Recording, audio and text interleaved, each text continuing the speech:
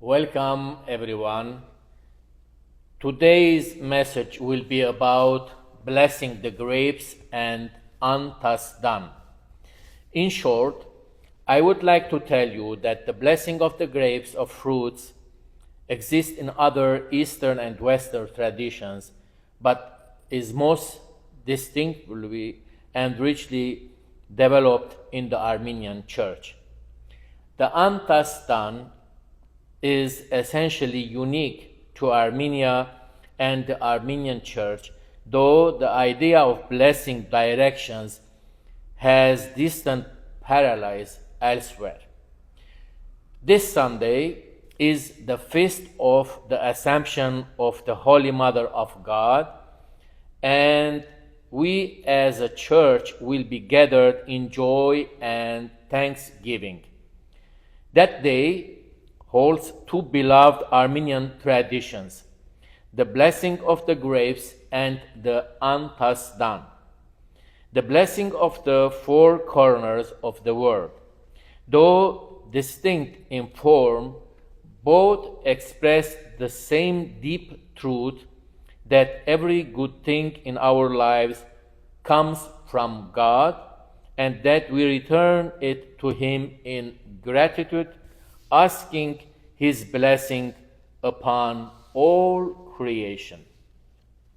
The blessing of the grapes may seem at first glance to be connected directly with Saint Mary, but in reality it comes from the ancient practice of offering the first fruits of the harvest to God.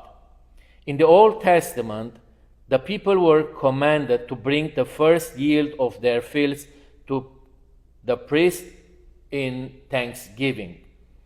Our ancestors in Armenia also had similar customs, especially during the Navasart, which was the New Year festivities, when the first harvest was offered to the gods of fertility. With the coming of Christianity, the church transformed this practice. Out of all the fruits, the grape was chosen for its deep meaning in the gospel. Jesus said, "I am the vine, you are the branches." John chapter 15, verse 5. And the wine of Holy Communion represents the blood of Christ. In Armenia, the grape is even called the Prince of Fruits, symbolizing the fullness of God's blessing. By offering grapes to God on this feast, we are offering the entire year's harvest and our labors, asking Him to bless and sanctify them. Our second tradition on Sunday will be Antasdan, which is another ancient rite of blessing. The word is classical Armenian, which means field, and originally it was a blessing of the farmland. Over time, it grew to include towns, villages, monasteries, and governments, indeed, the whole world. During the service, the priest and faithful faced the four directions, praying for a different blessing in each. First, East. The blessing of God is sought for the Armenian Church and its mission. In the Christian religion, East is always regarded as the sacred direction. That is why all the altars of the Armenian Church face East, as you see. Second, West. The blessing of God is sought for the Christian kingdoms. By this definition, we cannot think of the kingdoms of the Western world only, but all the Christian kingdoms from Armenia to Byzantine and Rome, from Cilicia to Palestine and other countries. And in today's reality, blessing is asked for all Christian governments under whose jurisdiction the Christian churches are. Third, South. The blessing of God is sought for the crops of the year, not just grains, but all the sources of food, such as fruits, vegetables, and any kind of food that grows on earth. It is our expectation that God blesses all sources which provide food for the sustenance of human life. Fourth, north.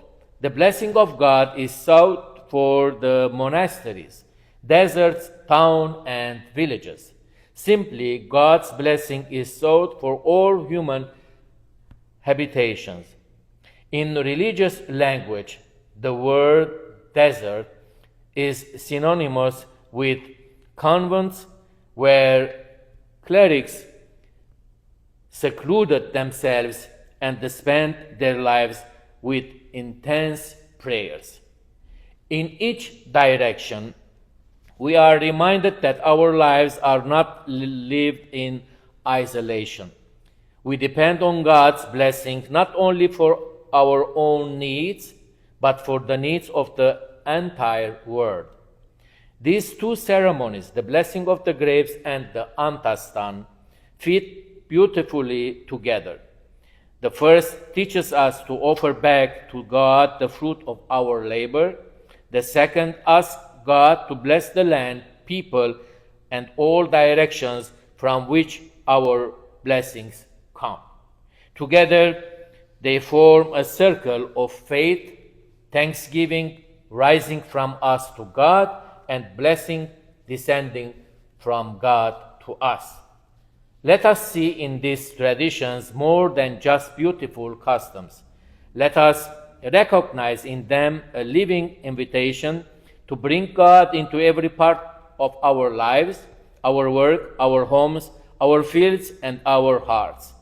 Just as the Virgin Mary offered her life completely to God and became the bearer of His Son, so we too are called to offer all that we are and all that we have to Him. Lord Almighty, You are the giver of every good and perfect gift. Bless the fruits of the earth, the labor of our hands, and the works of our hearts. Send your blessing upon our homes, our churches, our fields, and every corner of the world. Protect us from all evil. Fill us with gratitude and make our lives faithful in love through the intercession of the Holy Mother of God. Amen.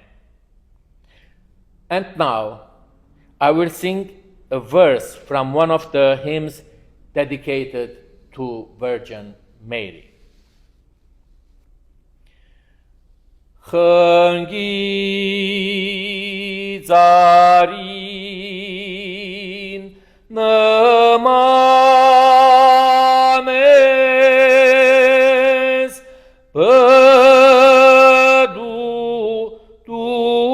կապ ռամես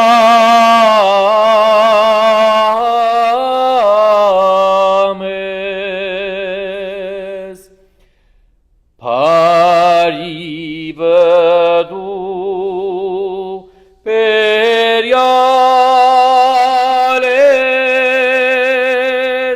astva